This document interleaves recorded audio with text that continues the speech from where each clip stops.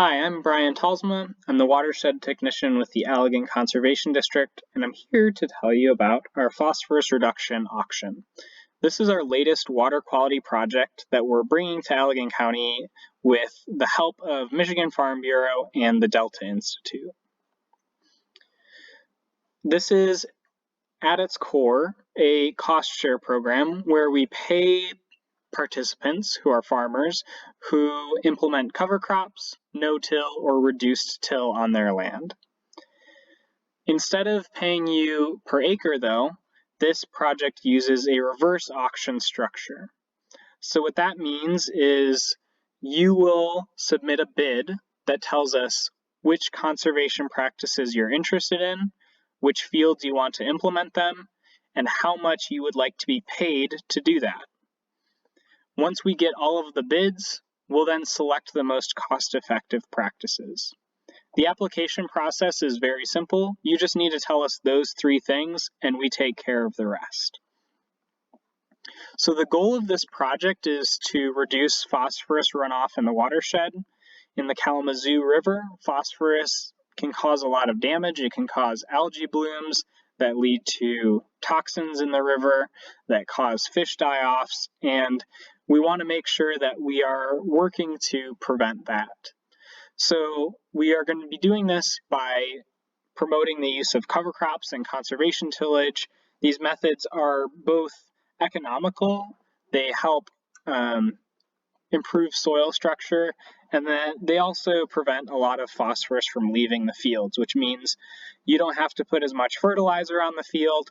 It also helps keep the water clean. The third goal of this is to demonstrate a market-based funding solution for conservation. We want to show that there are other ways to fund conservation than through taxpayers' money. We want to show that the market can support conservation efforts. This project is going to last 2 years, ending in January 2023. So if you enroll in this year, you'll be signing on to a 2-year contract that ends in January of 2023.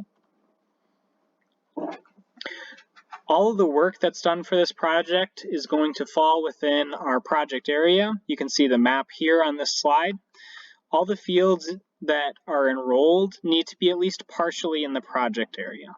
If you want a more detailed map, you can find that on our website, which is right here on the left, bit.ly/kzoo_auction. On that website, you can find a map that will allow you to zoom in and out. And if you click on the button to make that map full screen, you can also look at it on top of satellite imagery so you can find your specific fields and make sure it falls within the boundaries. The conservation practices that we can fund through this project are cover crops, reduced till, and no-till. You can mix and match these practices on your fields, but the practices need to be new on that field.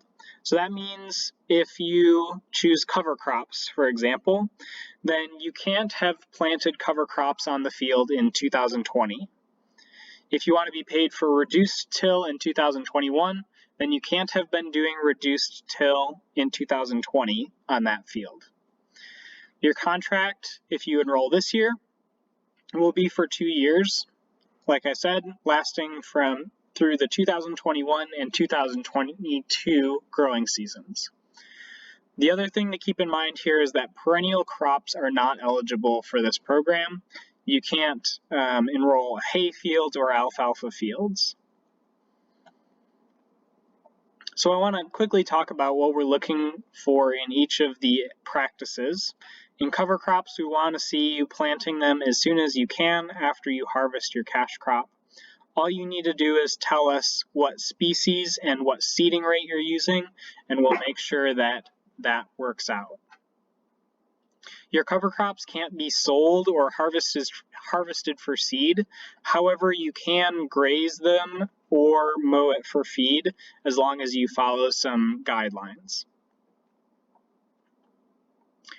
If you're interested in reduced till, that includes strip till and ridge till.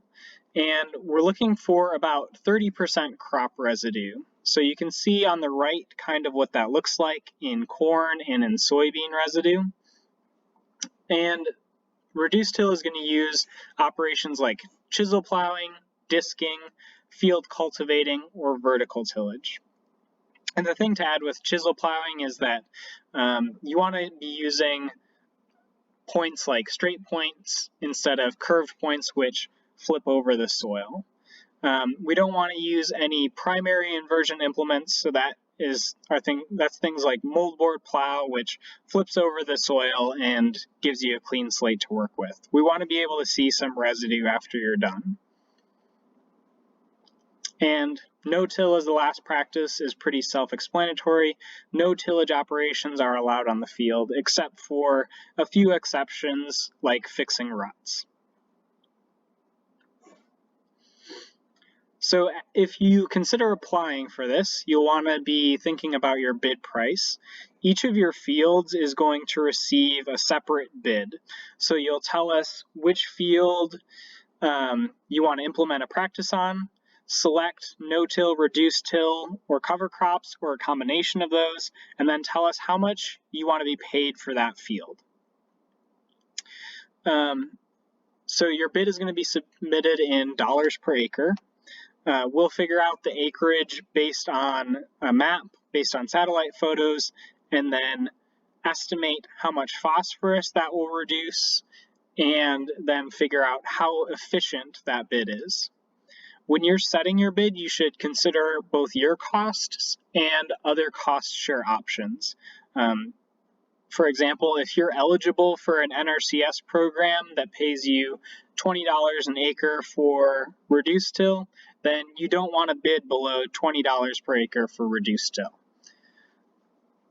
If you'd like some more detailed help with selecting a bid, then feel free to make an appointment with us. We can work with you to make sure your bid is competitive.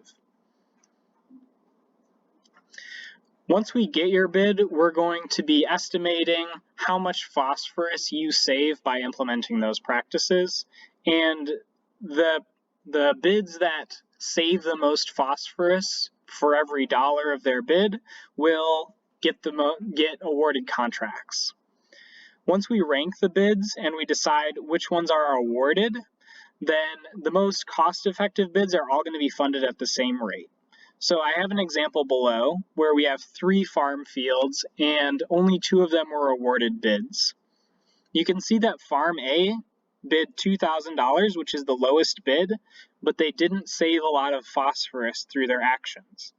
That led to a really high price per pound of phosphorus, meaning we couldn't award them a contract. Farms B and C bid higher than Farm A, but they reduced a lot more phosphorus. And one other thing to notice here is that Farm B bid $5,000 per field, but they are getting paid through their contract at $7,500. And the reason for this is that we pay all of the winning bids at the same rate. Even if you bid lower than the winning rate, we'll pay you more so that everyone is equal. So the takeaway here is that you can be paid higher than your bid, but you will never be paid lower than you bid.